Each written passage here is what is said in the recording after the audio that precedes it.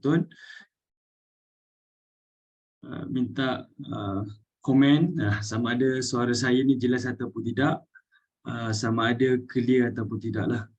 Sebelum kita mulakan majlis ni, eloklah untuk saya tahu terlebih dahulu kita punya keberlangsungan live ini okey ataupun tidak. Kalau okey, insyaAllah kita terus untuk kepada topik perbincangan kita pada hari ini, iaitu tafsir dan tadabbur pada surah At-Tur, surah yang ke-52.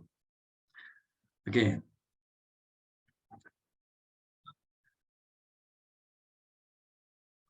Okay, kalau alright, kita teruskan insya-Allah. Jadi minta jasalah pada tuan-tuan yang menonton, boleh komen, boleh like untuk memberi respon kepada saya.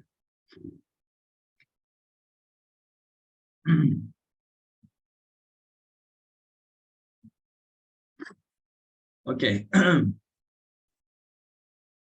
Saya cek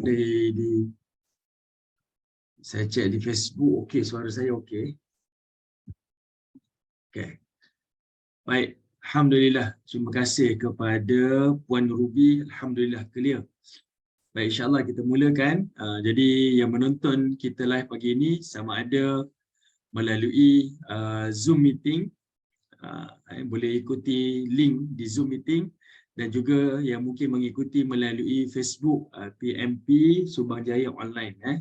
Mungkin kita mengikuti daripada dua channel ini. Saya doakan tuan-tuan yang dirahmati Allah, semoga Allah Ta'ala limpahkan kebaikan, ketenangan, dan semoga Allah Ta'ala membuka hati kita, dan semoga Allah Ta'ala menurunkan rahmah dan memberi kekuatan dan kemanisan iman kepada kita semua, insya-Allah. Bismillahirrahmanirrahim. Alhamdulillahirabbil alamin. Nahmaduhu wa nasta'inuhu wa nastaghfiruh wa na'udzu billahi min shururi anfusina wa min sayyiati a'malina. May yahdihillahu fala mudilla lahu wa may yudlil fala hadiya lahu. Asyhadu an la ilaha illallah wahdahu la syarika lah wa asyhadu anna Muhammadan abduhu wa rasuluh. Amma ba'. Alhamdulillah. Pertamanya syukur pada Allah Subhanahu wa taala di atas kesempatan yang Allah izinkan kepada kita pada pagi yang baik ini, dengan kita duduk di dalam majlis ilmu, menghampiri dengan ayat-ayat Allah Subhanahu wa taala, mendalami dan juga memahami ayat-ayat Allah. Semoga Allah Subhanahu wa taala meridai dengan apa yang kita lakukan, dan semoga Allah Subhanahu wa taala melindungi kita daripada musibah-musibah, ujian-ujian yang kita minta dijauhkan, dan semoga Allah Subhanahu wa taala memberikan kepada kita kemanisan iman dan membimbing hati-hati kita dengan taufik dan hidayah daripadanya, insya-Allah. Amin ya rabbal alamin. Baik, tuan-tuan, puan-puan, ibu-ibu, ayah-ayah yang dirahmati Allah Subhanahu wa taala, setelah 2 minggu kita tak bertemu di dalam majlis ilmu, hari ini alhamdulillah Allah berikan kita kesempatan, kesihatan, dan memberikan kita kelapangan waktu untuk kita bertemu di dalam majlis ilmu di atas talian. Dan insya-Allah hari ini perbincangan kita adalah daripada tafsir Al-Imam Ibn Kathir, surah yang ke-52 daripada Al-Quran, surah yang dikenali sebagai surah At-Tur. Surah yang dikenali sebagai surah At-Tur, surah yang ke-52 dalam Al-Quran, dan hari ini kita sambung pada ayat yang ke-18. Okey, kita akan sambung pada ayat yang ke-18. Baik, ayat ni sebenarnya dia bermula daripada ayat yang ke-17. Okey, dia bermula daripada ayat yang ke-17, yang mana Allah Subhanahu wa taala memulakan dengan perkataan innal muttaqina fi jannatin wa na'im. Yang ini kita dah bincang dah. Kenapa Allah Ta'ala menyebutkan perkataan al-muttaqin, orang-orang yang bertakwa? Sebab ini adalah orang yang meneruskan kehidupannya, meniti kehidupannya di dunia adalah dengan sangat berhati-hati. Apa yang dia lakukan di atas muka bumi ini, dia sangat menjaga hukum-hukum syariat Allah, sangat berhati-hati, dan dia akan pastikan apa yang dia lakukan itu adalah untuk mencapai keredaan daripada Allah Ta'ala. Sebab itu Allah tak kata innal muslimin, ataupun Allah tak kata innal mu'minin, Sama ada dia ni beriman ataupun dia ni Islam. Tapi Allah kata mereka ni adalah al-muttaqin, orang yang benar-benar bertakwa kepada Allah, maka Allah berikan kepada mereka jannatin wa na'im, iaitu diberikan syurga dan diberikan kesenangan dalam kenikmatan di hari akhirat. Kita dah bincang dah ayat ni sebab kena tengok pada ayat sebelum tu. Okey, sifat manusia yang memain-main dengan ayat-ayat daripada Allah Subhanahu Wa Taala, bermain-main dengan ayat Allah. Okey, menjadikan ayat-ayat Allah itu sebagai bahan gurauan dia. Okey. Baik, sekarang ni tuan-tuan yang dirahmati Allah, kita tengok ayat yang ke-18. Okey, kalau kita buat nota daripada ayat 17 sampailah ayat yang ke-28, Allah Taala letakkan dalam subtopik ni 17 sampai 28 ayat ni. Ini adalah subtopik bercerita tentang keindahan dan kenikmatan syurga yang Allah berikan. Dan dalam cerita nikmat syurga ni yang kita akan dengar dan kita akan tengok ayat-ayat Allah ni, kita akan rasa mengagumkanlah nikmat yang Allah berikan. Tapi dalam masa yang sama, Allah juga memberikan kita clue macam mana sifat penghuni syurga yang layak masuk ke dalam syurga di dunia ini. Sebab apa yang Allah sebut ni penghuni syurga di hari akhirat, maka clue dia di dunia ni, inilah sifat-sifat penghuni-penghuni syurga Allah di dunia. Jadi benda ni perlu dilakukan, perlu kita latih dan perlu kita usahakan. Semoga Allah Ta'ala pilih kita menjadi penghuni-penghuni syurga Allah Ta'ala. Apa dia kata? Ayat pertama. Ayat ke-18. Kata Allah Ta'ala, fakihina bima atahum rabbuhum wa waqahum rabbuhum azabat jahim. Kata Allah Subhanahu Wa Taala, bila manusia ni, orang bertakwa ni masuk ke dalam syurga Allah, fakihin, mereka semua ni akan bersenang lenang. Mereka akan masuk dalam syurga ni dalam keadaan bersenang lenang. Ini kita dah bincang dah dalam surah Al-Waqiah dahulu. Nikmat yang paling awal yang Allah berikan kepada penghuni syurga adalah nikmat kerehatan. Nikmat yang paling awal yang Allah berikan kepada penghuni syurga adalah nikmat kerehatan. Kerana sifat penghuni syurga di dunia adalah orang yang bekerja keras. Orang yang bekerja keras dengan urusan ibadahnya, dengan urusan dakwahnya, dengan menegakkan agama Allahnya, dengan meneruskan sunnah-sunnah Rasulnya. Banyak yang dia buat dekat dunia ni dalam keadaan keletihan, kelelahan, semata-mata untuk capai redha Allah. Jadi, berbaloi dengan kesusahan yang dia lakukan di dunia ni, maka Allah berikan dalam syurga nanti nikmat yang paling awal adalah nikmat kesenangan, nikmat kerehatan. Itu sebab itu Allah mulakan dengan perkataan fakihina bima atahum rabbuhum. Kalau dalam surah Al-Waqiah, Allah Ta'ala sebut ala sururim maudunah muttaki'ina 'alaiha mutaqabilin yatufu 'alaihim wildanun mukhalladun. Allah sebut nikmat syurga yang paling awal, mereka diberikan tahta, duduk di atas singgasana dia. Kemudian dia akan duduk di atas kerusi yang empuk tu pula, saling dia berbual-bual dengan penghuni syurga. Kemudian ada pula pelayan-pelayan wildan yang akan serve dia pula nak makan apa, nak minum apa. Semua nikmat yang Allah sebut tu adalah memberi isyarat nikmat kerehatan. Nikmat berehat-rehat. Sebab apa? Ada tempat duduk, ada tempat baring, ada tempat bersandar, ada pelayan-pelayan. Ini semua adalah isyarat menunjukkan penghuni syurga Allah beri nikmat yang paling awal adalah nikmat berehat-rehat, nikmat bersenang-senang. Kerana di dunia berbaloi dengan apa yang dia lakukan dengan melakukan kerja keras beribadah kepada Allah Subhanahu Wa Taala. Kita tak nafikan tuan-tuan, berdakwah kita kena korbankan harta, kita kena korbankan masa kita. Kita beribadah, kita kena korbankan tidur kita, kita kena korbankan keinginan-keinginan kita. Kalau kita berpuasa, kita kena korbankan keinginan, kehendak kita, selera kita, semata-mata semuanya untuk mengutamakan Allah Ta'ala. Semuanya untuk mengutamakan Allah Ta'ala. Jadi Allah Ta'ala memenuhi balasan kepada apa yang kita lakukan dengan ganjaran yang setimpal, bahkan ganjaran yang lebih daripada apa yang kita lakukan. Okey, itu maksud yang Allah Ta'ala nak sampaikan kepada kita. Okey, sebab itu Allah mulakan dengan perkataan fakihin bima atahum. Mereka itu akan bersenang lenang dengan apa yang Allah berikan kepada mereka. Wa waqahum rabbuhum azabal jahim. Dan Allah Subhanahu wa taala wa waqahum, Allah Taala akan memberikan jaminan perlindungan daripada azab neraka Jahannam. Okay. Kenapa Allah Taala sebut ini sebagai nikmat syurga juga? Sebab benda yang paling utama di hari akhirat sebenarnya lepas daripada azab. Benda yang paling utama di hari akhirat adalah untuk lepas daripada azab. Sebagai contoh macam ni tuan-tuan. Kita belajar di universiti. Belajar sampai ke PhD. Okay? Kita dah melalui dah 4 tahun PhD tu sangat sukar. Sangat sukar. Macam-macam ujian.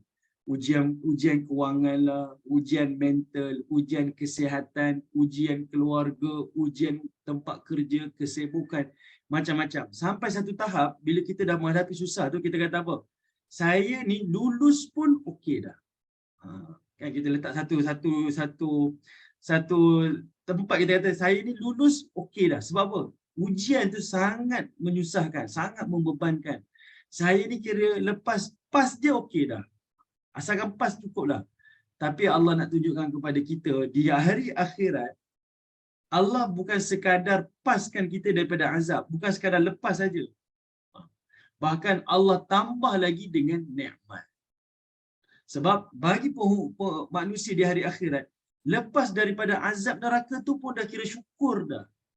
Tapi Allah jamin bukan sekadar selamat daripada azab, bahkan kamu masuk syurga dipenuhi dengan nikmat yang kamu tak boleh nak cerita dah. Semua nikmat tu tak boleh dibayangkan. Kamu tak pernah dilihat dengan mata, tak pernah didengari oleh telinga, tak pernah terlintas di hati kamu. Semua yang kamu dapat tu lebih daripada apa yang kamu bayangkan. Itu sebab Allah nak memberi bayangan pada kita pada ayat 18 ni, kenikmatan syurga tu dia beyond lah, kenikmatan yang melampau, sebab lebih daripada apa yang kita jangkakan. Kita minta lepas azab pun okey dah, syukur dah. Tapi Allah bagi lebih daripada apa yang kita kehendaki. Okey? Boleh. Itu ayat yang ke-18. Okey, kita masuk ayat yang ke-19. Okey, yang inilah permulaan kita ni perbincangan pada hari ini. Ayat-ayat sebelum ni kita dah bincang dah pada pertemuan-pertemuan kita yang lalu. Ibu-ibu, ayah-ayah boleh rujuk kepada video-video kita yang lalu. Baik, tengok ayat yang ke-19. Setelah Allah Ta'ala sebutkan jaminan, kamu tak akan masuk neraka. Kamu takkan, Allah Ta'ala kata, waqahum, kamu akan dilindungi, dijamin daripada azab neraka. Kita dah rasa tenang dah, selesa. Ni sebab ni satu warranty, garanti selamat dah kamu. Kita beli kenderaan baru. Beli tu kita yakin lah, ni okey dah ni, kenderaan baru kan. Tapi bila dia letak jaminan 10 tahun warranty, berlaku apa-apa kami akan ganti balik. Kita lebih yakin lagi. Sekarang ni Allah beri kita satu jaminan. Kamu selamat daripada azab api neraka. Okay? Kamu diberikan kerehatan dan kamu diberikan jaminan keselamatan daripada api neraka. Dalam hati yang sangat tenang ni, gembira ni, lalu Allah Ta'ala pun sebut, kulu washrabu hani'an bima kuntum ta'malun. Kata Allah Subhanahu wa Ta'ala, dikatakan kepada penghuni-penghuni syurga Allah, kulu washrabu, makanlah dan minumlah hani'a. Perkataan hani itu perhatikan hani'a. Hani itu dibaca panjang hani'a. Maksudnya dekat situ hani ni iaitu, kalau tengok pada terjemahan, iaitu kamu makanlah dan minumlah dengan minuman yang lazat. Okay, makanlah dan minuman yang lazat. Para ulama tafsir menyebutkan perkataan hani dekat sini yang Allah Subhanahu wa Ta'ala sebutkan, perkataan hani dekat sini adalah untuk menunjukkan kepada kita, okay, adalah untuk tunjukkan kepada kita Allah Ta'ala pelawa penghuni-penghuni syurga ni masuk ke dalam syurga. Kamu makanlah, kamu minumlah makanan yang hani, yang enak, yang tak akan habis, yang tak akan datangkan mudarat, yang tidak ada hukum hakam dah, tidak ada pantang larang dah. Kamu makanlah sepuas-puasnya. Kamu makanlah sepuas-puasnya. Bima kuntum ta'malun, kata Allah Subhanahu Wa Taala. Dan ini adalah balasan daripada apa yang telah kamu lakukan. Saya nak bayangkan macam mana ibu-ibu yang dirahmati Allah Subhanahu Wa Taala. Ayat yang ke-19 ni dia memenuhi nikmat zahir dan dia memenuhi nikmat batin. Okey. Nikmat batin adalah ayat ini Allah Taala yang mempelawa penghuni-penghuni syurga Allah. Penghuni syurga masuk je, maka dia dipelawa. Kulu washrabu. Sebab itu ayat ini dia adalah ayat yang Allah Taala gunakan kata ganti kedua, kata ganti nama kedua. Kamu makanlah, kamu minumlah. Okay? Ayat sebelum ni Allah gunakan perkataan hum kan? Atahum wa waqahum, kata ganti nama ketiga. Mereka kurniaan daripada Allah kepada mereka. Jaminan keselamatan daripada Allah kepada mereka. Hum kan ayat 18 tu. Hum.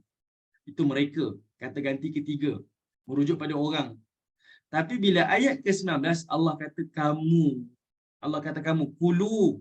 Ini fi'lul amar, kata kerja perintah. Kamu semua, kamu. Allah tunjuk pada kita ni, kamu makan. Kamu minum, makanan dan minuman yang sangat enak. Makanan dan minuman yang tak pernah habis. Makanan dan minuman yang tak akan datang mudarat, yang memberikan ketenangan, yang memberikan kesihatan, macam-macam lah. Itu perkataan dia. Baik, kenapa Allah Ta'ala sebut macam ni? Sebab nikmat yang paling besar di dalam syurga Allah nanti, tadi nikmat yang paling awal, iaitu nikmat kerehatan. Ayat 19, nikmat yang paling besar dalam syurga Allah adalah nikmat melihat Allah Ta'ala. Sekarang ni melihat Allah adalah nikmat, apatah lagi bercakap dengan Allah Ta'ala adalah nikmat. Allah Ta'ala cakap dengan penghuni syurga secara langsung. Kulu washrabu hani'an bima kuntum ta'malun. Dari sudut batin tu kita puas hati.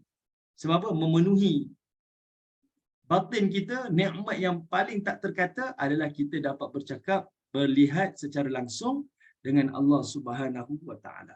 Jelas kan tuan-tuan? Jelas kan? Jadi nikmat ni itu nikmat yang paling besar lah. Allah Taala sebutkan kepada kita secara langsung kepada penghuni-penghuni syurga Allah. Saya bagi gambaran macam ni tuan-tuan. Kita pergi satu majlis perkahwinan, walimah. Seronok kan kalau kita pergi walimah ni jumpa kawan-kawan.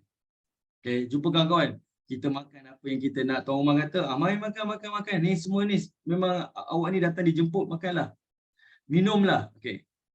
Tapi perasaan kita masih lagi tak rasa nikmat selagi mana kita tak tengok pengantin. Contohlah. Kita nak tengok juga pengantin sebab majlis tu adalah majlis dia. Kita nak tengok pengantin lah. Kita orang yang diraikan tu kita nak tengok dia. Kita nak tengok dia. Bukan ada apa pun, pengantin pun tak nampak kita pun. Tapi kita nak tengok dia. Macam mana pakaian dia. Okey ke? Kalau orang kita lah. Kalau dulu-dulu lagi lah kan. Sampai tahap mesti nak tengok bilik pengantin tu macam mana. Tak tahulah apa kaitannya nak tengok bilik pengantin. Hiasan ke dekorasi. Tak tahulah. Dia nak tengok juga. Allah Ta'ala nak memenuhi fitrah manusia. Tak sekadar Allah makan dan minum dalam nikmat, rasa nikmat syurga ni, selagi mana tak bertemu dengan pemilik syurga, dia tak akan rasa nikmat. Sebab itu melihat Allah dalam syurga itu adalah kemuncak kenikmatan. Okay? Kita jumpa kawan di walimah, seronok dah. Kita makan, seronok dah. Kita minum, seronok dah. Kita buat itu, seronok dah. Tapi yang paling seronok yang kita rasa, okey dah, cukup dah. Apabila kita tengok pengantin berarak, kita nampak pengantin duduk di atas pelamin. Tak tahulah kalau orang lain. Tapi yang setahu saya macam itulah kalau kita punya budaya kan. Ini saya nak bagi contoh lah bagi mudah difahami. Okey. Baik jadi Allah Ta'ala jemput manusia ni dan Allah Ta'ala bercakap langsung dengan penghuni syurga. Nikmat batin tu memenuhi. Puas hati kita sebab kita dijamu oleh tuan rumah. Iaitu Allah Ta'ala sebagai pemilik syurga. Dan nikmat yang zahir pula adalah kita makan dan minum dengan makanan dan minuman yang paling enak. Kalau di dunia ni orang kata ni masakan diraja ni, masakan daripada istana, kita rasa nikmat dah. Bayangkan ini makanan daripada syurga Allah. Okay? Dia enak, dia tak akan habis dan dia tak akan mudarat. Kita dekat dunia pun enak-enak pun, masakan kayangan sekalipun, hidangan diraja ataupun istana sekalipun, belum tentu lagi makanan tu selamat daripada penyakit kan. Saya tak boleh makan ni, bahaya untuk saya ni. Saya ni tak berapa sihat ni. Makan ni tak boleh, makan ni tak boleh. Tapi dalam syurga Allah, di pelawa makanlah. Ikutlah apa kamu nak makan. Apa yang kamu makan tu nanti, semuanya menambah lagi nikmat, menambah lagi kesihatan, keseronokan di dalam syurga Allah Subhanahu wa taala. Okey, dapat itu ayat yang ke-19. Okey, ayat yang ke-19. Okey, kita tengok ayat yang ke-20. Pada ayat 20 Allah Taala sebut sudah dapat nikmat berehat. Nikmat yang paling awal, nikmat berehat. Sudah dapat kemuncak nikmat, iaitu bercakap dan melihat Allah Taala dijamu makan dan minuman. Sekarang Allah kata apa? Muttaqiina ala sururim masfufah. Mereka itu akan duduk di atas surur, iaitu di atas tempat duduk mereka, di atas tahta mereka. Okey. Bersandar di atas bersandar di atas tahta mereka, masfufah. Tempat duduk tu, tahta-tahta penghuni syurga tu dalam keadaan masfufah, iaitu dalam keadaan berbaris. Kemaslah, cantik, tersusun, bersih. Itulah perkataan yang kita nak gunakan. Macam-macam lah kita boleh sifatkan perkataan masfufah. Dalam bentuk soft, tersusun, kemas, cantik, bersih, decorationnya macam-macam lah kita boleh bayangkan. Allah Ta'ala berikan satu gambaran keindahan tempat duduk setiap penghuni syurga Allah Ta'ala. Wa zawwajnahum. Mereka tak sekadar duduk. Kan orang kata boring lah kalau saya duduk je kan. Lalu Allah kata wa zawwajnahum. Dan kami telah kahwinkan mereka itu bihurin 'ain, iaitu dengan bidadari-bidadari daripada syurga Allah Subhanahu wa taala. Cerita bidadari ni kita tak bincanglah. Okay? Cerita dalam bidadari ni kita tak bincang. Kita dah banyak bincang dah pada ayat-ayat sebelum ni. Tapi kemuncak kenikmatan lah berkaitan tentang dia ada pasangan dalam syurga, dia dapat tempat duduk, ada tempat tinggal dan sebagainya. Dapat makan, dapat minum dan sebagainya. Okey. Itu yang Allah Subhanahu wa taala memberikan kenikmatan awal kepada penghuni-penghuni syurga Allah Subhanahu wa taala. Okey. Sekarang ni tuan-tuan tengok dia bermula daripada individu. Tengok nikmat dia nikmat individu. Pertama tadi nikmat kesenangan, nikmat individu. Nikmat batin dia, Allah Taala bercakap langsung dengan dia, nikmat individu. Kemudian diberikan makan minum, nikmat individu. Kemudian diberikan tempat dia bersandar, ada kediaman dia lah, ada surur dia, tahta-tahta dia, nikmat individu.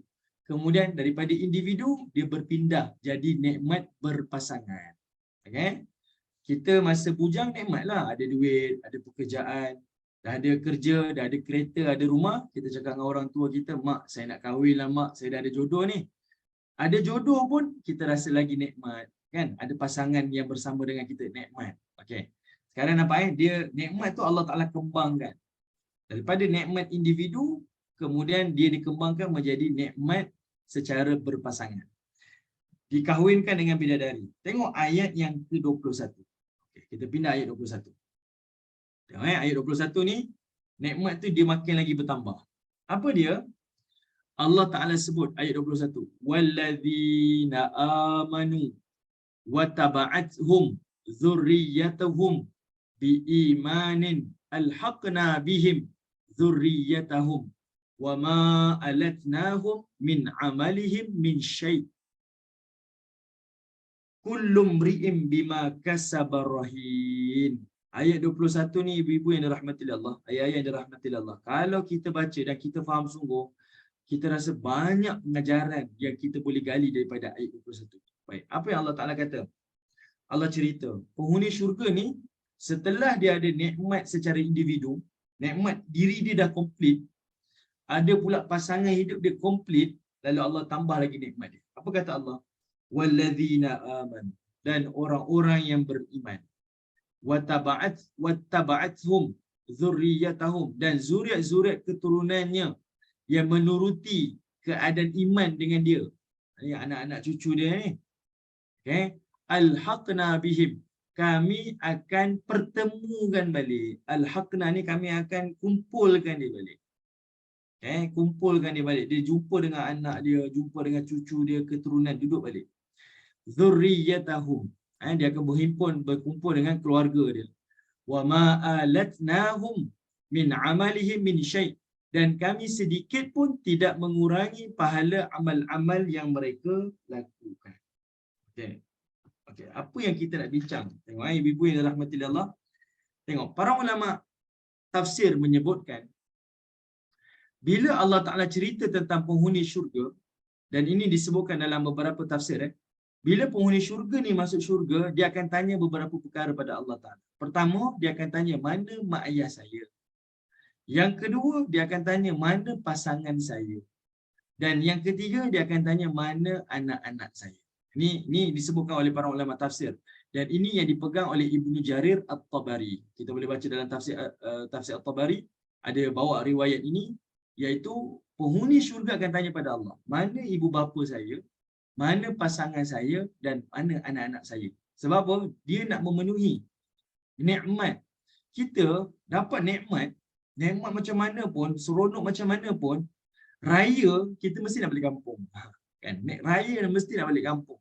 Susah ke tak apalah, saya nak balik kampung juga. Kenderaan jam tak apa, saya naik kapal terbang.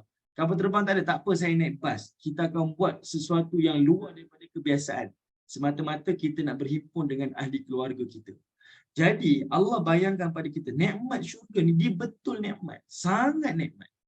Kamu bukan sekadar dapat nikmat individu, tapi kamu punya nikmat yang ada dalam syurga ni adalah nikmat dipertemukan balik, dikumpulkan dengan keluarga-keluarga kamu semula. Bahkan saya bagi contoh macam ni, kalau kita dekat dunia, kalaulah kita dekat dunia ni, beraya, semua orang ada, tapi seorang adik-beradik kita tak ada, kita rasa apa? Oh, tak best lah. Kita rasa ini perayaan yang paling tak seronok. Sebab apa? Semua orang tak ada, tak komplit. Nikmat tak? Tak nikmat. Jadi dalam syurga, Allah jamin untuk semua orang yang masuk dalam syurga ni, Allah Ta'ala berikan pertemuan tu sebalik. Kamu akan dikumpulkan semua dengan pasangan-pasangan kamu, kamu akan dipertemukan dengan ibu bapa kamu, dan kamu akan dipertemukan dengan anak-anak kamu. Sebab itu Allah Ta'ala sebut perkataan wattaba'athum zurriyatahum biiman. Perkara paling utama, mula-mula kamu ni kan beriman. Kedua, Allah ingatkan zuriat kamu yang nak dipertemukan tu mesti beriman. Barulah Allah kata alhaqna bihim zurriyatahum. Dan mereka semua ni barulah Allah akan himpunkan duduk di dalam syurga Allah bersama dengan zuriat keturunan dia, keluarga dia. Baru boleh dihimpunkan. Lalu Allah Ta'ala sebut wama alatnahum min amalihim min syai'. Ayat 21 juga ni, wama alatnahum min amalihim min syai'. Dan Allah alatnahum, Allah tidak akan mengurangi amal-amal yang kamu lakukan. Apa yang dimaksudkan dengan perkataan ni? Wama alatnahum, Allah tidak akan mengurangi sedikit pun amal-amal yang kamu lakukan. Ayat ni para ulama tafsir kata apa?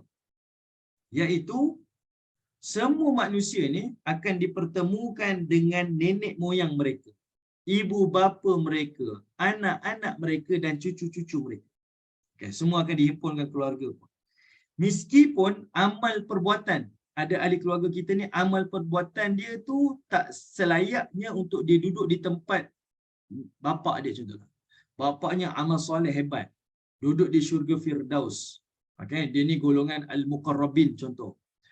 Anak-anak dia ni amal-amalnya tu tak layak untuk duduk di tempat tu. Mungkin dia ni ashabul yamin, duduk syurga yang tingkatan bawah, tapi layak ke syurga.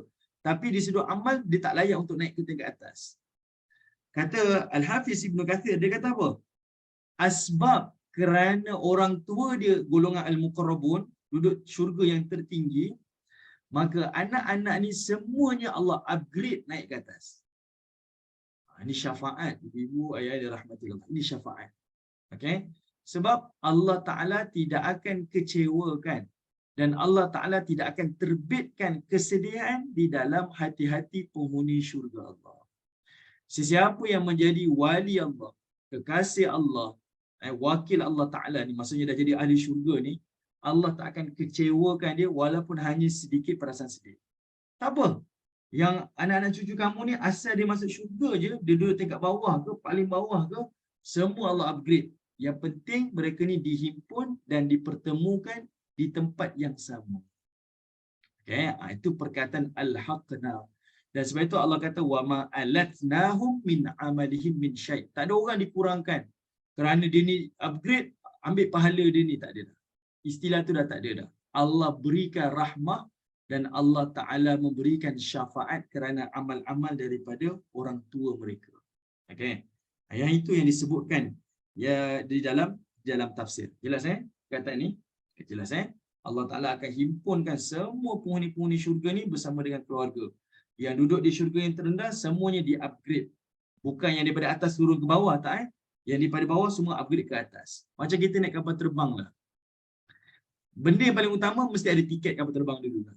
Tak bolehlah kita naik kapal terbang, kemudian kita minta yang tak ada tiket tu masuk dengan kita, duduk dengan kita, tak boleh lah. Okay, kita duduk dekat business class. Okay. Anak-anak kita duduk dekat economy class.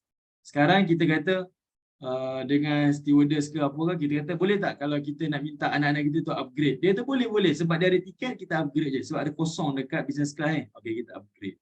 Kita rasa puas hati lah. Tapi syarat dia mesti ada tiket dulu, mesti lepas boarding dulu kan. Mesti macam tu. Okay, jadi Allah Ta'ala berikan kita satu layanan yang paling istimewa. Yang penting penghuni syurga tak sedih. Dia rasa nikmat tu bertambah-tambah daripada nikmat secara individu. Okay, daripada nikmat secara individu berubah menjadi nikmat berpasangan, kemudian menjadi nikmat dalam bentuk kekeluargaan. Sebab itu penghuni syurga Allah Ta'ala di dunia ni, kalau kita tengok nikmat yang paling nikmat di dunia ni sebenarnya bukan nikmat harta, harta ada, nikmat-nikmat lain ada, nikmat kesihatan ada. Tapi nikmat yang paling kita rasa seronok ni adalah nikmat kekeluargaan. Kita dapat duduk bersama keluarga kita, semua ada, kita rasa puas hati dah. Ibu-ibu yang dah lama tak masak, datang semangat masak ni. Anak-anak semua balik, cucu ada, semangat ni, semua semangat.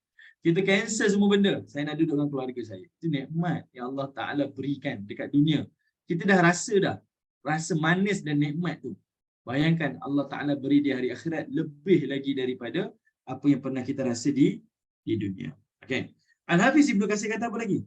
Orang yang amalnya kurang, maka ditinggikan amalnya dan disempurnakan amalnya. Manakala orang yang amalnya sempurna, tidak akan diturunkan nikmatnya dan tidak akan dikurangkan pahala. Maksudnya, semua yang masuk syurga tu akan di-upgrade. Dalam keluarga dia, siapa yang duduk di tempat yang paling tertinggi, maka ahli keluarga tu akan bersama dengan yang ahli keluarga yang duduk di tempat yang tertinggi. Semuanya di-upgrade. Tidak ada yang di downgrade. Ini antara yang Allah Ta'ala jamin pada ayat 20-21. Okey. Baik. Ibu-ibu yang dirahmati oleh Allah Ta'ala. Ayat-ayat yang dirahmati oleh Allah.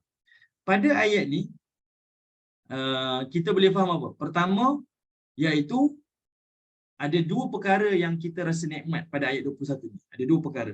Pertama, iaitu Allah Ta'ala memberikan rasa kesenangan dengan kehadiran ahli keluarga. Okay? Kita ada nikmat, tapi kalau tak ada keluarga jenguk kita, rumah kita besar mana pun, keluarga tak jenguk kita, tak rasa seronok. Kita rasa dipinggirkan kan. Jadi, nikmat yang pertama Allah beri ni adalah nikmat kesenangan dengan kehadiran keluarga kita, zuriat kita, ibu bapa kita duduk bersama kita. Itu nikmat pertama. Okay? Kita rasa senang hati. Nikmat. Nikmat yang kedua adalah nikmat Allah memberikan nikmat yang lebih. Allah beri nikmat lebih. Okey. Maksudnya yang kita sebut pasal upgrade tadi lah. Kita masuk syurga pun keluar terlepas daripada azab pun nikmat. Sekarang dah masuk syurga pun nikmat dah. Dah puas hati dah. Sekarang di-upgrade pula lagi puas hati. Jadi ada dua nikmat yang Allah Ta'ala bayangkan kepada kita. Nikmat kamu bertemu dengan keluarga, satu lagi nikmat kamu di-upgrade. Sedangkan kamu tahu kamu tak layak untuk duduk di situ kerana amal-amal yang kamu lakukan. Tapi Allah ni bersifat Rahman dan Rahim dia. Dia upgrade kamu ni, dia tak peduli pun. Tak kisahlah siapa kamu pun. Amal sedikit pun tak kisah. Asal kamu masuk syurga je, kamu layak untuk dapat apa sahaja yang kamu nak. Okay, itu jaminan daripada Allah Subhanahu Wa Taala. Sebab itu, Di dalam Al-Quran, di dalam surah Sad, Allah kata apa? Inna hadha la rizquna ma lahu min nafad. Bila penghuni syurga masuk je dalam syurga, kata Allah Ta'ala, kami akan rezekikan kepada penghuni syurga. Kami akan berikan nikmat pada penghuni syurga itu. Min nafad. Nikmat yang tak akan terputus sampai bila-bila. Nikmat yang tak akan habis sampai bila-bila. Itu jaminan daripada Allah Subhanahu Wa Ta'ala. Dia dah tak akan rasa susah. Dia tak akan rasa, dulu kita pernah senang lah, sekarang kita susah. Dulu kita pernah rasa ni, sekarang kita tak dapat rasa. Tak ada. Allah jamin. Masuk sahaja dalam tu, nikmat yang kamu nak dapat min nafad. Nikmat yang tak akan habis, nikmat yang tak akan terputus. Kamu akan sentiasa rasa seronok di dalam syurga Allah Subhanahu Wa Ta'ala.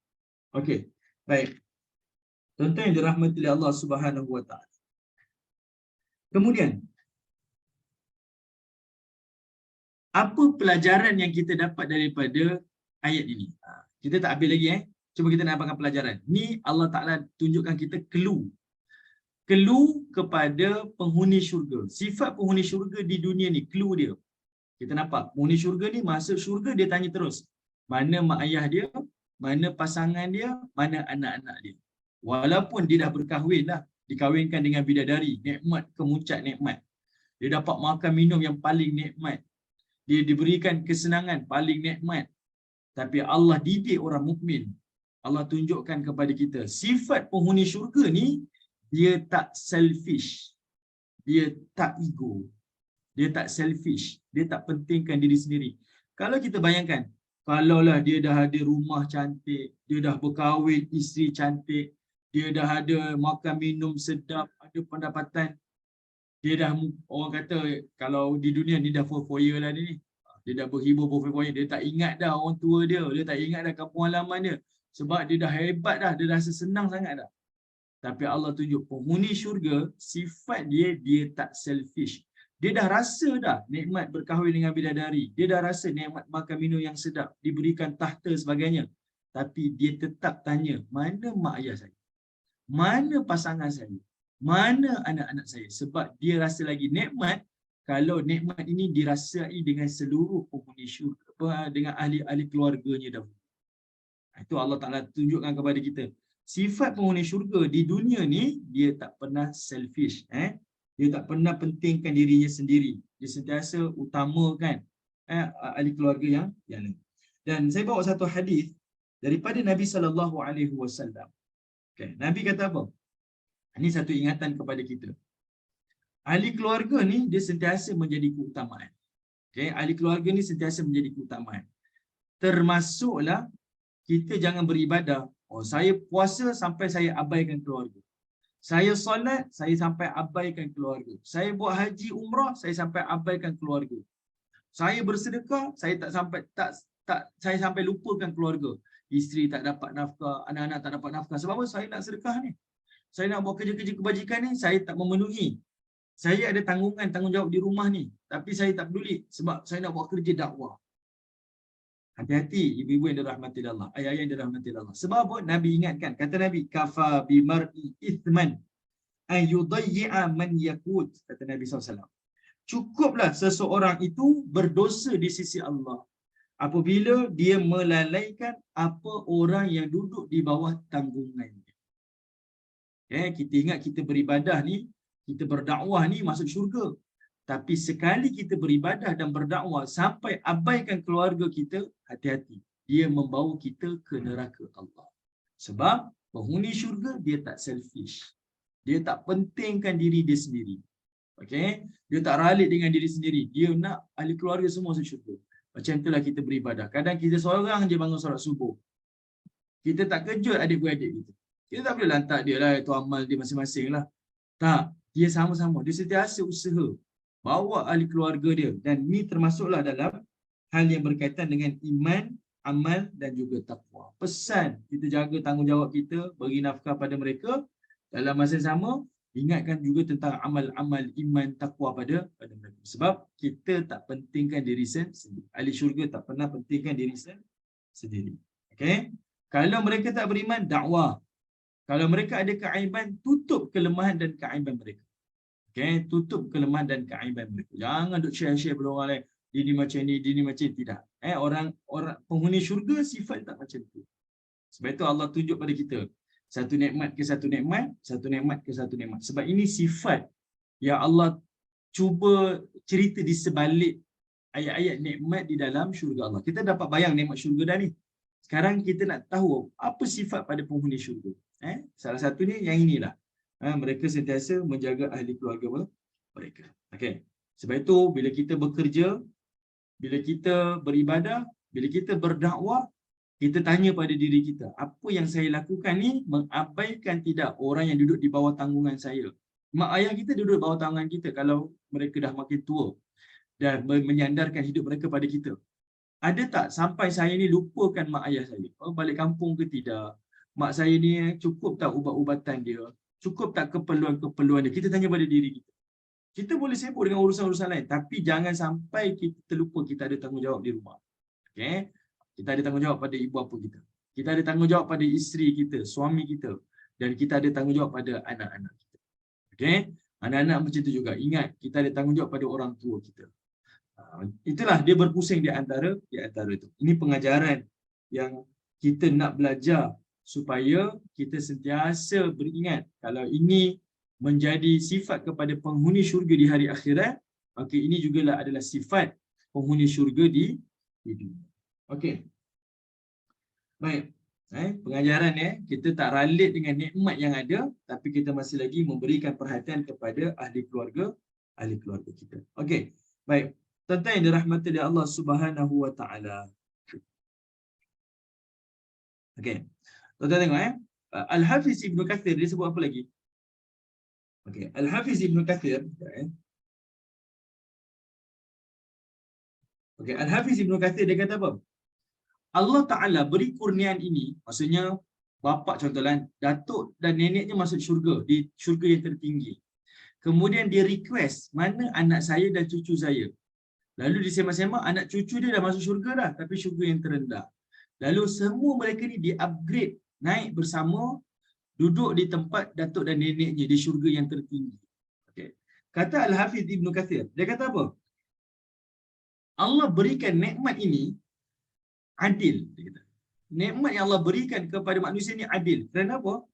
Sebab nikmat yang Allah berikan kepada anak cucu tu dia upgrade kedudukan mereka sampai ke kedudukan datuk neneknya yang tempat yang tertinggi ni sebab kerana berkat amal perbuatan orang tua mereka.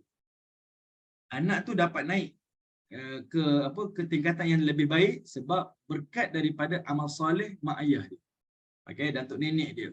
Okey, berkat tu dapat.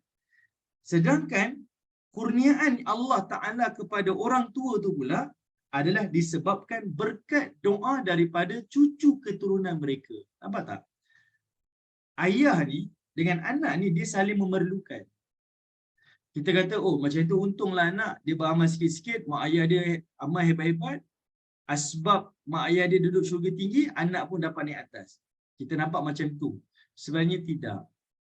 Memang kita tak nafikan, berkat mak ayah dia beramal, anak tu dapat upgrade duduk di syurga tertinggi.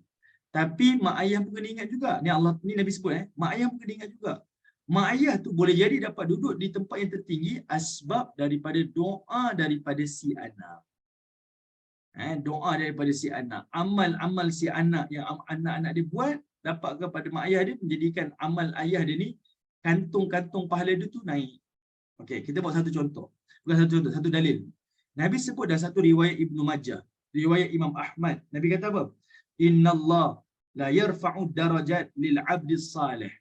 Sesungguhnya Allah meninggikan darjat seorang hamba-Nya yang saleh fil jannah, di dalam syurga nanti.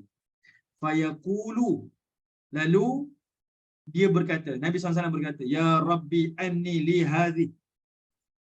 Penghuni syurga tu tanya pada Allah, wahai Allah, macam mana saya boleh dinaikkan darjat tinggi ni?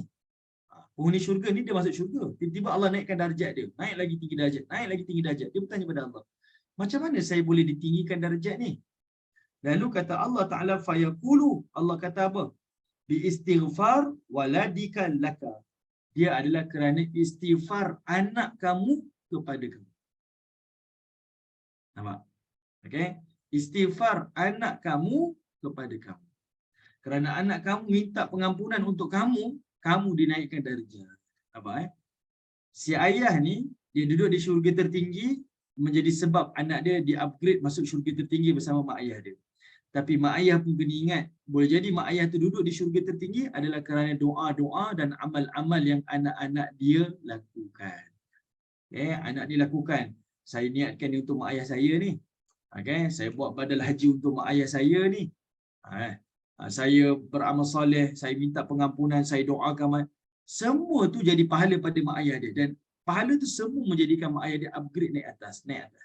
Allah Ta'ala memberikan balasan ni seadilnya. Seadilnya. Tak ada siapa yang terbeban pun sebenarnya. Adilnya Allah Subhanahu wa Ta'ala. Jelas ibu-ibu, ayah-ayah yang dirahmati Allah.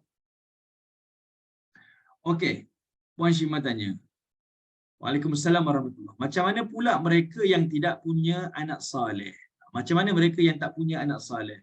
Tak lain dan tidak bukan seperti mana hadis riwayat al-Imam Muslim daripada Abu Hurairah. Nabi kata apa? Idza mata banu Adam. Apabila matinya Adam, in qata'a amaluhu, maka terputuslah amalnya illa min thalath, kecuali daripada 3 perkara. Pertama, sadaqatin jariyah, sedekah jariah dia. Kedua, au ilmin yunfa'u bih, ataupun ilmu yang bermanfaat. Dan yang ketiga, au waladin salih yad'u lahu, ataupun doa anak yang saleh kepada mereka. Ada 3 kan amal tu kan? 3 tu. Tapi saya nak sebutkan macam ni. Tengok ibu-ibu yang dirahmati Allah. 3 amal ni, 3 amal ni. 3 amal ni, 2 daripadanya adalah milik kita sebenarnya. Macam mana saya nak dapat pahala? Saya kena ada harta. Saya kena usaha dapat harta. Dan harta tu saya kena letak di tempat yang betul dengan sedekah. Sebab dengan sedekah tu tambah amal soleh saya di hari akhir. Kita buat pembinaan masjid, kita buat itu, buat ini kan, kita bantu orang ni, kita biayai ada pelajar nak sama belajar kan di dalam negara, luar negara. Sepanjang dia belajar, kita dapat pahala. Selagi mana dia grad nanti, dengan kelulusan dia dapat tu, dia dapat bekerja, menafkahi, selagi tu dapat pahala kita. Tapi yang pentingnya, benda tu datang daripada kita dulu. Saya ada harta, saya usaha harta ni dengan halal. Lalu saya letak di tempat yang betul, saya dapat pahala. Kedua, ilmu yang bermanfaat. Saya kena belajar dulu. Kemudian saya dapat sampaikan ilmu pada orang lain, saya dapat pahala. Benda tu dia datang daripada kita sebenarnya.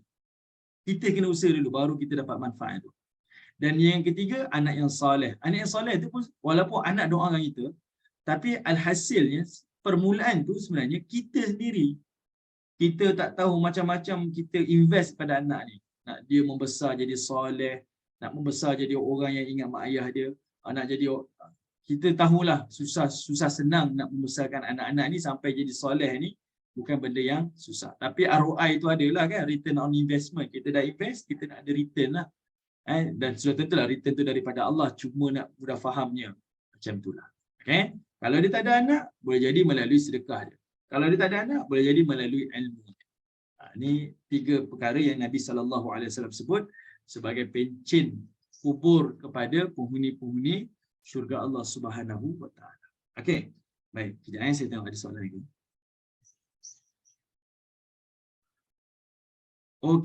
Baik.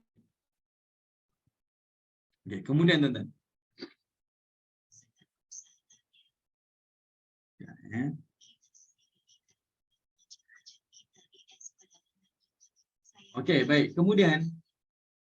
Baik. Kemudian Allah Subhanahu wa Ta'ala sebutkan. Kemudian Allah Ta'ala kata apa? Kullu mri'in bima kasaba rahin, kata Allah. Kullu mri'in bima kasaba rahin. Kata Allah Subhanahu wa Ta'ala, setiap seseorang manusia itu terikat dengan amal yang dia kerjakan. Setiap manusia itu terikat dengan amal yang dia kerjakan. Ini terjemahan lah. Tapi kalau ibu-ibu, ayah yang dirahmati Allah, tengok pada perkataan, terus tengok ada perkataan rohin.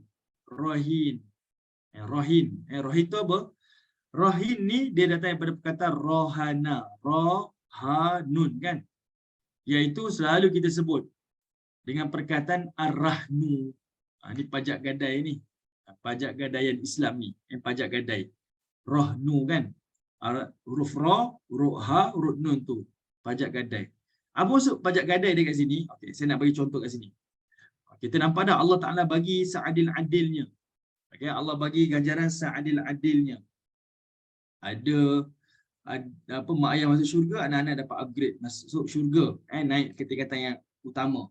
Tapi perkataan yang akhir ni, ayat ni, kullu mri'in bima kasaba rahin, ni adalah untuk ingatkan manusia. Semua amal yang kita lakukan tak ditanggung oleh orang lain. Ya, kamu akan di-upgrade pahala. Tapi apa yang kamu lakukan, kamu bertanggungjawab pada amal kamu. Kamu bertanggungjawab pada amal kamu. Orang lain tak tanggung. Sebab itu Allah gunakan perkataan rahin. Rahin ni macam mana? Contoh.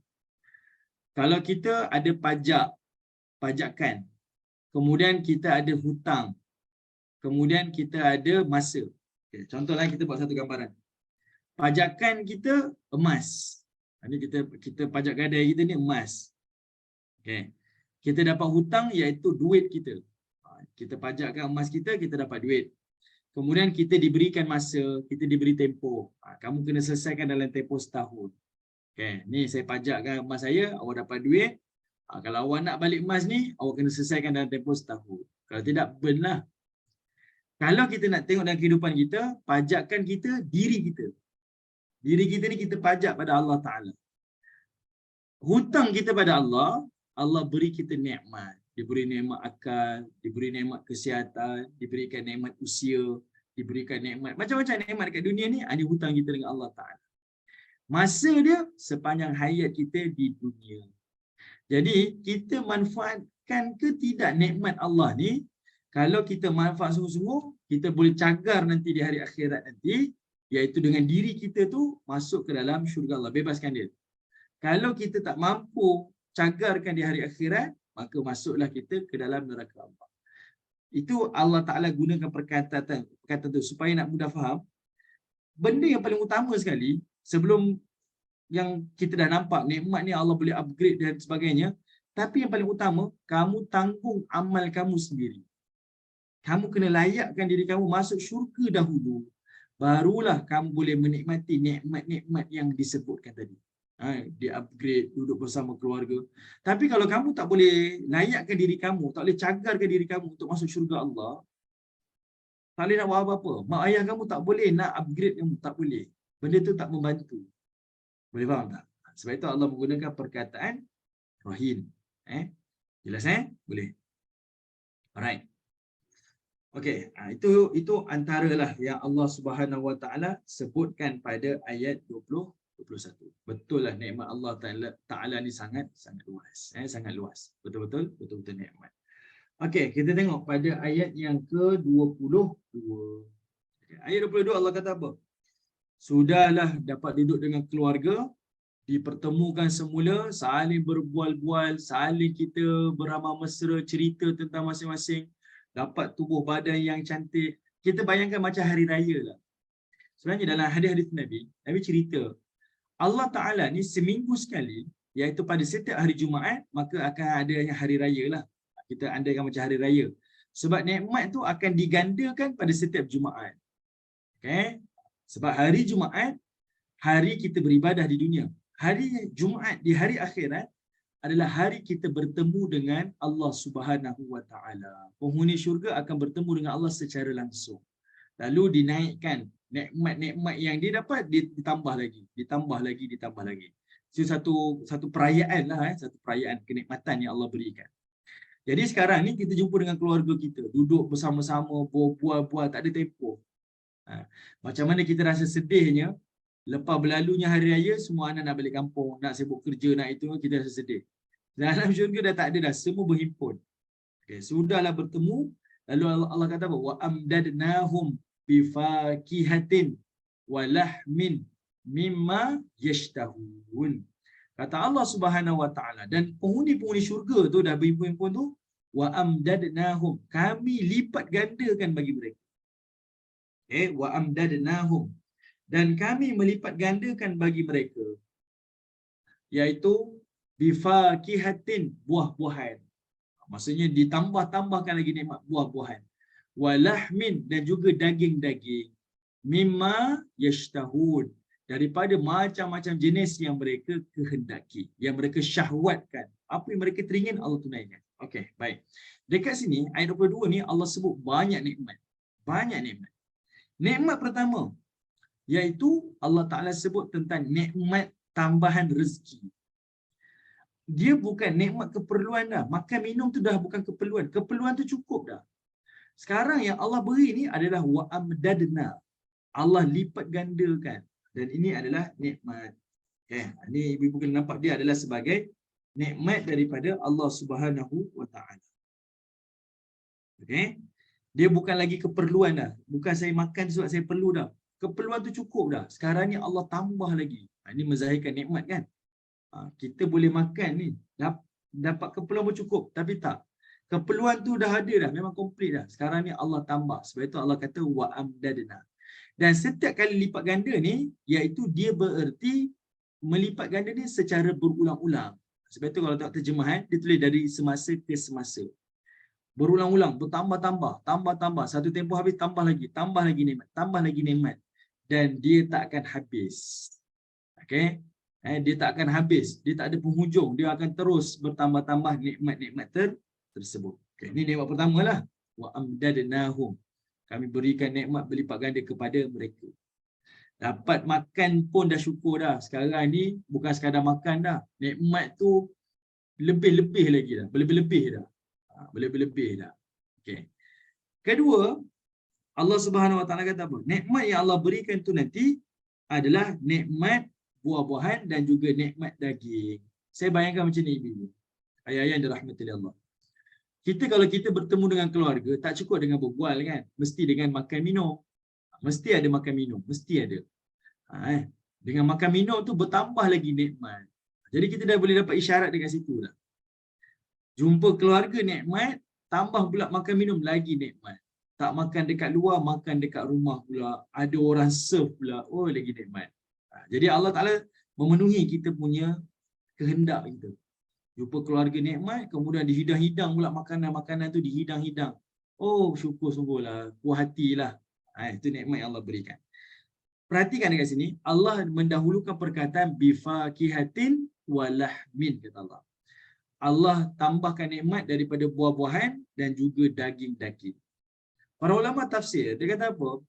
Allah sengaja tak sebut perkataan wa amdadnahum lahmin. Allah tambahkan daging, wa fakihatin dan buah-buahan. Allah tak sebut macam tu. Allah kata kami tambahkan buah dan kami tambah daging. Sebab ini para ulama kata apa? Sebab dari sudut cara pemakanan yang Nabi ajar pun seperti mana riwayat Anas bin Malik, ya, Nabi ni akan berbuka dahulu dengan biji tamar. Barulah Nabi solat, barulah diikuti dengan solat dengan makan yang lain, makanan yang lain. Itu memberi isyarat dalam bab pemakanan ni buah-buahan perlu dimakan terlebih dahulu daripada makanan-makanan utama. Okey? Kita kena makan buah-buahan baru makan makanan utama. Bukan makanan utama kemudian diikuti dengan buah-buahan. Lalu saya bacalah ada beberapa kajian daripada UPM. Dia bawakan dari sudut kajian perubatan. Memang saya rasa semua orang maklum. Buah-buahan ni terkenal dengan fiber dia. Dia makanan yang fiber yang lambat dia mengenyangkan. Okay? Dia kawal kita punya kesihatan kita, kenyang. Kemudian makanan jenis macam ni dia sangat memudahkan proses penghadaman. Sebab saya bayangkan macam ni, saya bacalah, ni saya mudahkan. Saya rasa ibu-ibu ayah lebih mengetahui. Tapi kita nak nampakkan Quran ni mukjizat. Buah ni, contoh buah apple. Kalau kita dah kopek dia punya kulit, kita letakkan sejam, 2 jam, kita tengok dia akan jadi lebam. Kan? Lebam. Lama-lama dia jadi hitam, lama-lama dia rosak. Bayangkan, kalaulah makanan utama tu dimakan dahulu, daging makan dulu. Dia duduk dekat bawah. Buah-buahan ni dekat atas. Sedangkan buah-buahan ni, makanan yang cepat rosak. Jadinya sebelum zat buahan ni, dia boleh memberi kesihatan pada tubuh badan ni, dia rosak awal. Berbanding dia duduk bawah, dia hadam dahulu, maka yang daging yang tu baru diikut. Boleh faham tak? Maksudnya kalau kita makan dia duduk bawah dulu, dia proses dulu.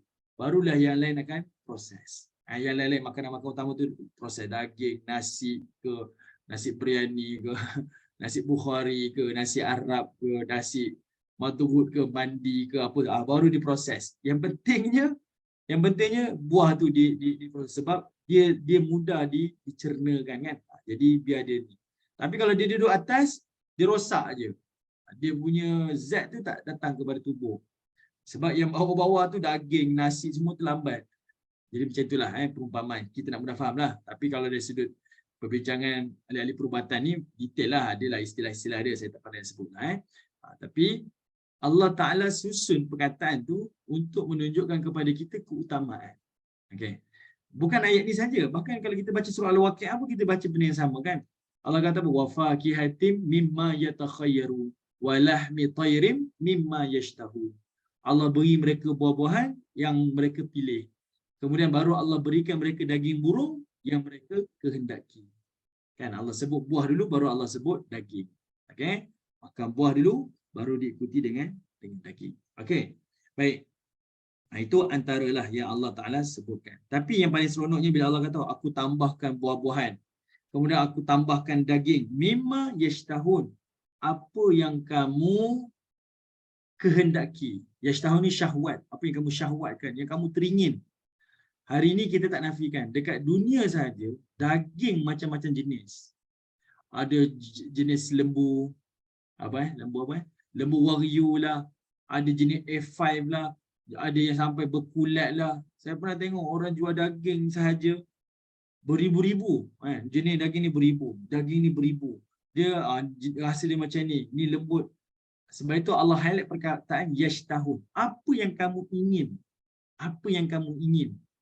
Bukan benda yang kita, bukan apa yang Allah bagi, tapi apa yang kamu ingin. Dia memenuhi kehendak kita. Saya nak serve yang paling sedap. Contohlah, saya nak serve daging yang ini, saya nak daging yang ini, yang itu. Allah sediakan di dalam syurga Allah Subhanahu Wa Taala. Ni istilahnya hidangan ni custom made lah. Ni bukan hidangan buffet kan. Benda yang dia ada tu je kena makan. Alah ni je ke ada? Contohlah, tak ada.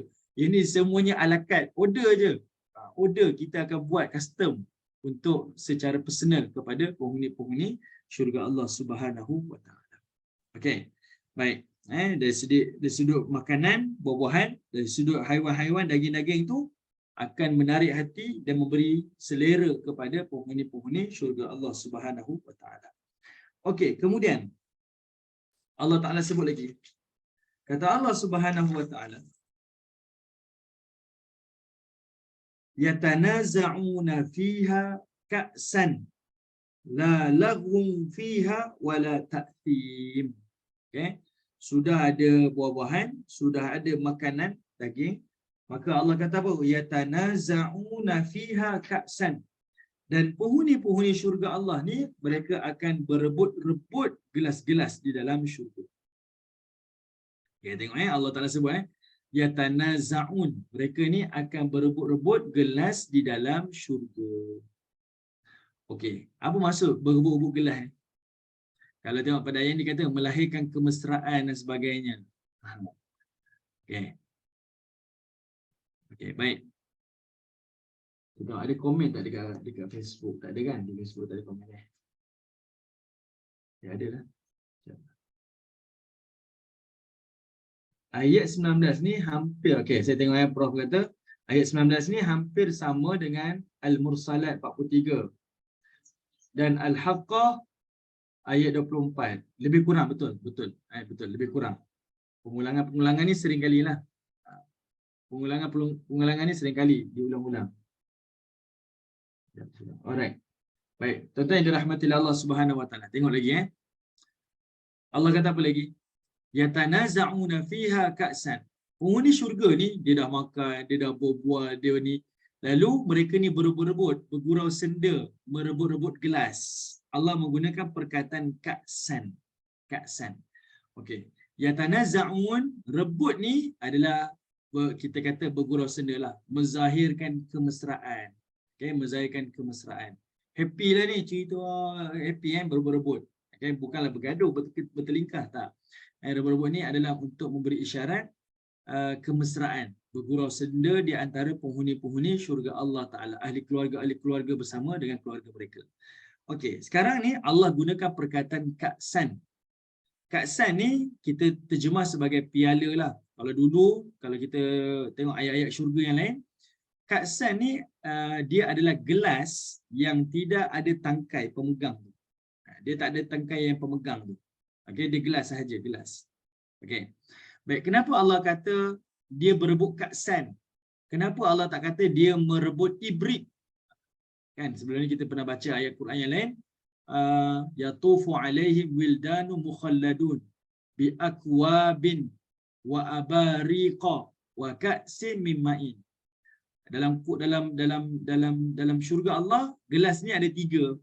Ada akwab, ada ibrik, abarik kan? Ada ibrik, abarik dan ada ka'san. Ada 3 jenis gelas.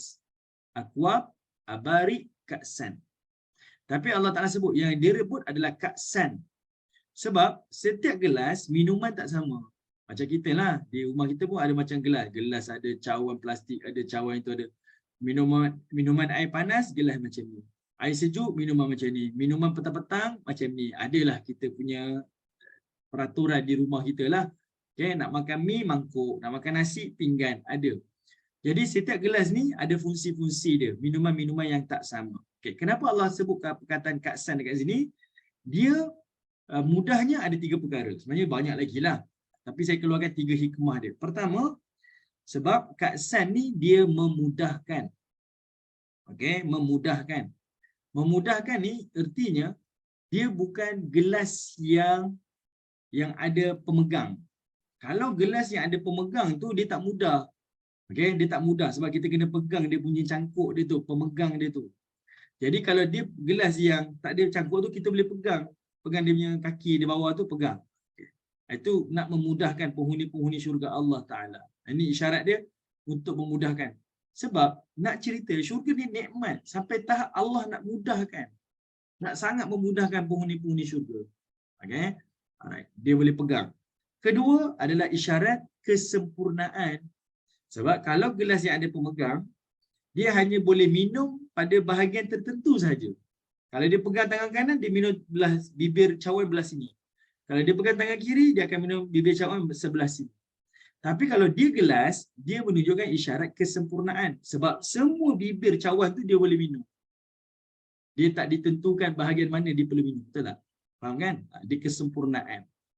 Ketiga, iaitu Allah menyebutkan ka'san dekat sini sebab menunjukkan jenis minuman yang mereka akan minum. Ka'san khusus adalah minuman yang akan dihidangkan dalam ka'san ni adalah jenis arak khamar. Okay, dia tak ada campuran zanjabil ke. Okay, sebelum ni kita pernah sebut cerita dalam surah Al-Insan ada minuman-minuman yang tertentu kan. Ada minuman-minuman tertentu antaranya tasnim dan sebagainya. Jadinya minuman yang Allah berikan dalam ka'san ni adalah arak khamar. Arak. Kenapa Allah cerita tentang arak pada ayat ni? Dia jumpa dengan keluarga dia, minum ni, dia berebut gelas arak ni. Okay. Antaranya lah. Okay. Pertama, arak ni adalah dia memberikan mood yang baik. Mood yang baik. Ni kita tak boleh nafikan. Ni antara kebaikan arak yang minima dekat dunia ni. Mudarat banyak. Minima dia ada. Dia memberi mood. Sebab itu kalau orang yang bukan Islam, bila dia stres ke apa ke, dia akan minum arak ni. Sebab apa? Dia nak redakan, hilangkan stres dia. Sebab dia boleh membina mood. Okay, membina mood. Tapi kalau dia minum lebih, hilang kawalan, hilang rasional dia. Tapi, kita tak boleh nafikan, arak ni diminum untuk dia naikkan mood.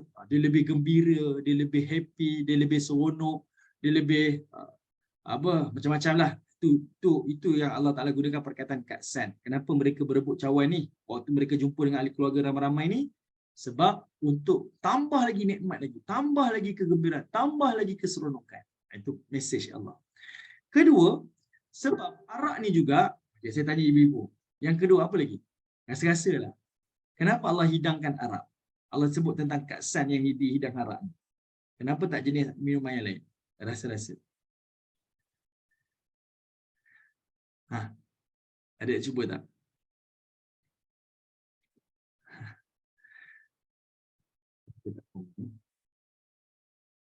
Okey. Okay. Antaranya adalah kerana arak ni adalah lambang prestij, lambang status dalam kehidupan. Minuman lain tak ada. Minum kopi sama aje. Kan? Minum kopi sama aje. Tak ada lambang status. Okay? Ada orang kata, okay, saya minum kopi macchiato contohlah, dia kata. Ni kopi kat Starbucks. Ini kopi Zeus lah, kopi macam-macam lah, saya tak tahulah. Tapi kopi tu sama je. Okay? Dia tak ada lambang status. Okay? Dia hanya brand kepada restoran tu je. Okay? Status tak ada. Okay? Kopi ke, Milo ke, Nescafe ke, apa lagi, Teh-O ke, teh tarik, tak ada. Sama je. Apa yang dijual dekat hotel, itulah jual kat kedai mamak. Sama je. Kan? Tapi kalau arak, dia ada lambang status dia.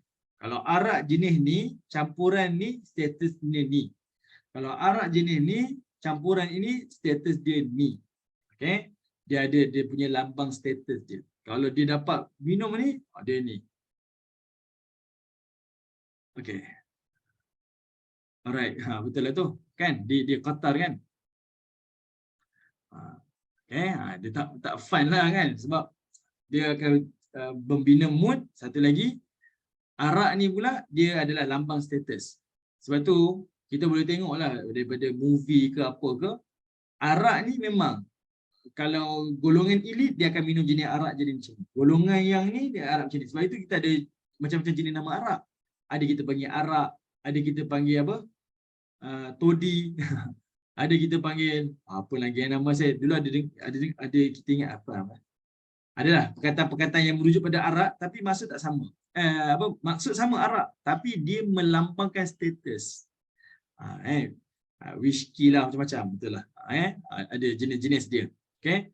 Dan dia ada pula ni perahan anggur merah.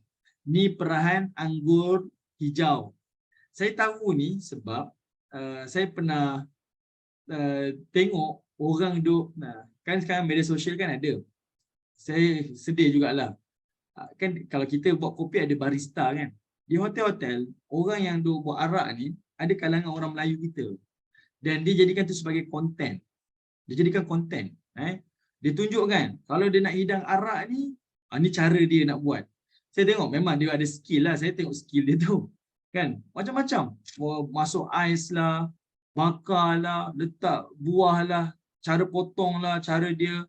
Macam-macam cara. Lepas tu saya tengoklah komen-komen dekat situ. Dia kata, setiap tu tak sama. Sebab dia berbeza harga dia. Dan jenis-jenis arak tu, kenapa arak ni jenis sikit? Kan ada arak yang Malaysia keluar timah kan? Timah kan? Timah kan? Arak-arak tu berbeza dia tu. Cara dia nak tu pun serve pun tak sama. Jadinya kita boleh faham. Allah Ta'ala sebut ni sebab nak bagi tahu satu, menambah lagi keriangan mood seseorang dan tambahkan lagi lambang status seseorang. Sebab ini minuman yang melambangkan status. Okay? Status kehidupan penghuni dia. Kalau minuman lain bukan tak boleh, boleh. Cuma dari sudut kita tak faham. Sebab kalau orang kaya minum kopi, macam kita minum kopi. Orang kaya minum Milo, macam kita minum Milo. Dia tak ada Milo mahal, Milo murah, tak ada. Sama saja. Okey?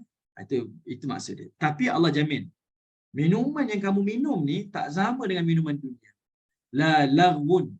Dia tidak melalaikan. Wala ta'thim. Dan dia juga tidak menjadikan dosa kepada penghuni-penghuni syurga Allah Subhanahu wa taala. Jadi para ulama tafsir dia kata apa? Antaranya yang disebutkan oleh Abdullah bin Abbas, dia kata apa? Perkataan laghun dekat sini kita terjemah sebagai sia-sia, benda yang laghau. Dia merujuk kepada perkara batil. Maksudnya arak ni dia tak akan jadikan penghuni dia benda yang batil. Buat benda-benda kerosakan, hilang rasional, tak akan berlaku. Okay? Dan juga dia tak akan melakukan ta'thim, iaitu tidak akan melakukan dosa. Dosa dekat sini kata Ibnu Kathir, Abdullah bin Abbas, iaitu merujuk kepada kedustaan. Okay. Baik. Saya tak ingat lah. Saya ada nota ni.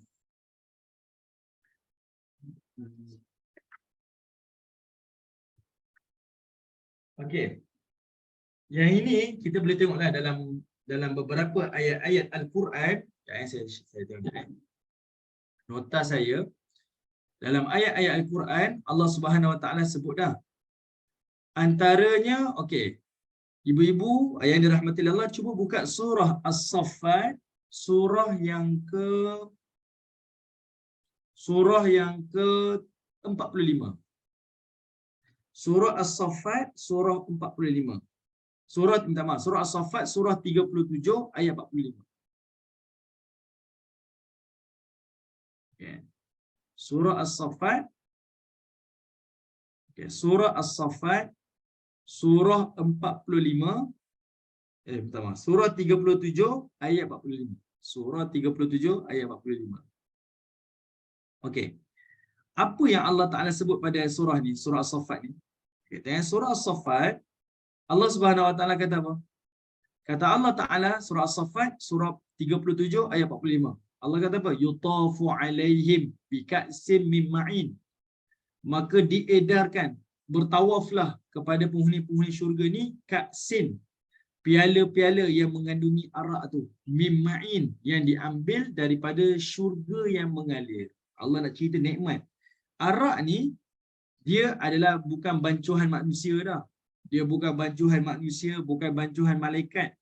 Dia adalah arak yang semula jadi, yang keluar, yang terpancut ma'in daripada sungai mengalir. Semula jadilah. Kita tengok air mineral lah, air mineral. Ada air minuman, drinking water. Ada mineral water. Kita pun boleh rasa beza dia. Ada beza antara drinking water dengan mineral water. Kemudian ada juga jenis air yang Evian pula kan. Saya baru minum air Evian. Masa hari tu saya dekat Abu Dhabi tu, dia orang suka minum air gas kan. Air yang jenis soft drink, yang sparkling, jenis manis-manis saya tak minum. Jadi kita tak tahu nak beli apa. Tengok yang ada kopi pula, Starbucks pula, lagi mahal. Okey, tak apalah. Kita beli mineral. Tengok mineral yang jual, ni Evian yang sampai 13 dirham dekat UAE ni. Belilah. Nak rasalah sedap ke tidak? Rasa okey. Okey. Maksudnya mineral ni maksudnya air yang mengalir ni, yang tak melalui proses kan. Dia rasa semula jadi sedap. Dia ada rasa dia sendiri. Jadi Allah Taala bayangkan syurga Allah Taala, syurga Allah ni, syurga yang Allah Taala berikan arak tu, dia bukan bancuhan manusia dah. Dia bukan bancuhan makhluk, bukan bancuhan malaikat. Dia adalah bancuhan secara semula jadi. Siapa boleh lawan semula jadi? Kita makan durian yang diproses di kilang, yang jadi aiskrim lah, jadi apa, durian yang jadi apa, yang lembut-lembut. Tak sama dengan durian yang tumbuh semula jadi daripada pokok. Ada rasa gas dia, ada rasa pahit sikit, ada rasa manis sikit, berlemak sikit. Dia semula jadi. Kita tak nafikan. Jadi Allah Ta'ala highlight perkataan tu. Arak tu dia mengalir semula jadi. Ma'in. Kemudian Allah kata arak tu bayda, dia putih, bersih. Lazzatil lisyaribin, dan rasanya lazat bagi orang yang minum. Allah highlight perkataan lazat tu sebab orang mukmin tak minum arak. Jadi mungkin ada orang mukmin ada rasa geli lah. Saya tak minum arak, saya tak tahu rasa arak. Allah jamin rasanya lazat.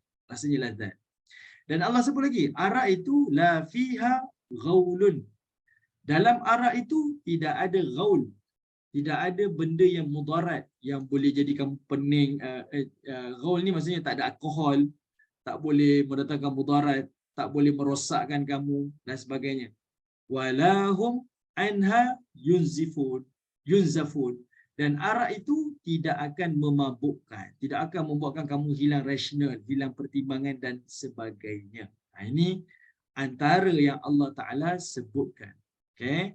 Sebab manusia memenuhi kehendak dia. Manusia suka. Ada apa-apa pertemuan, arak. Sebab apa? Dia menambahkan lagi keseronokan kita. Have fun lagi. Itu dah ini.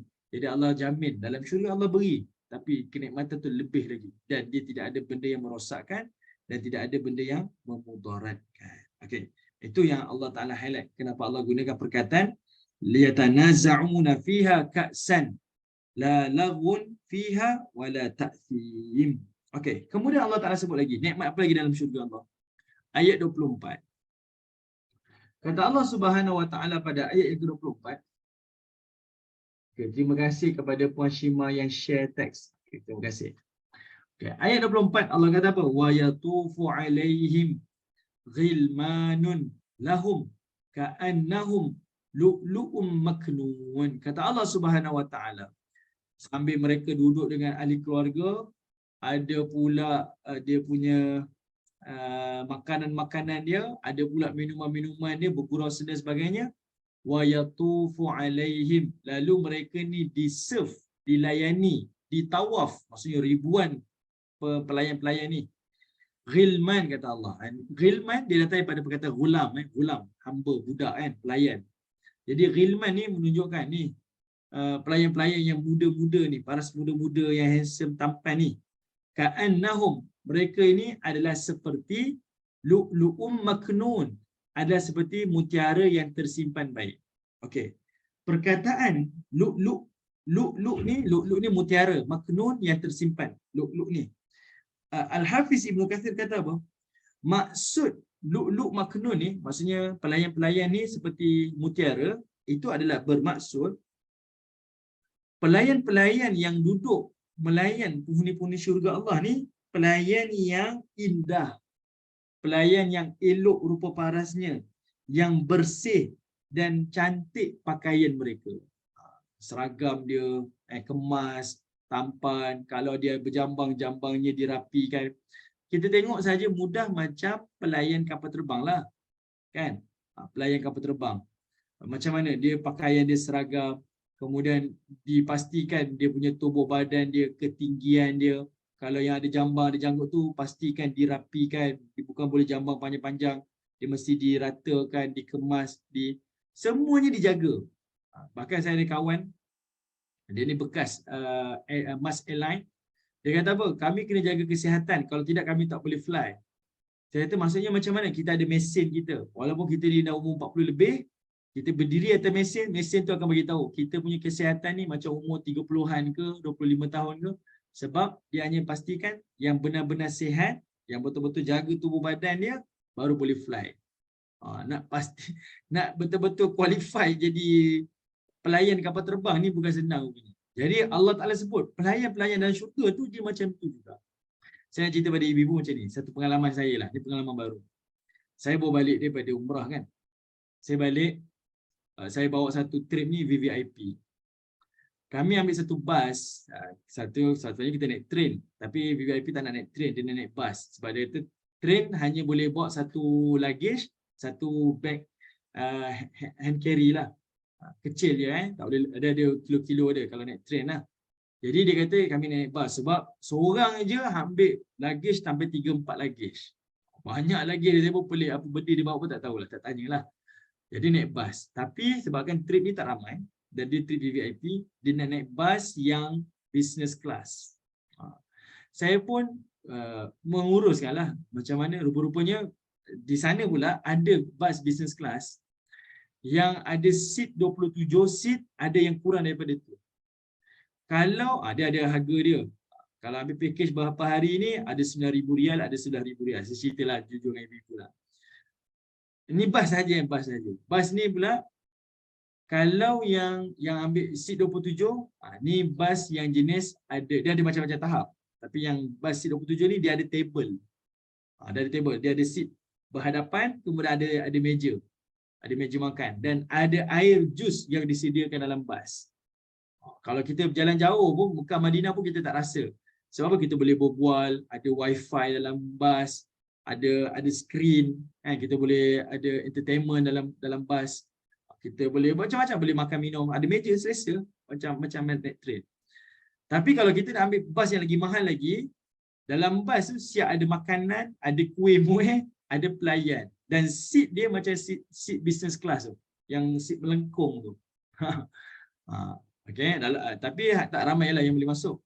Dia dalam 10 orang lebih kurang, atau kurang daripada 10 orang seat tu. Ada table masing-masing.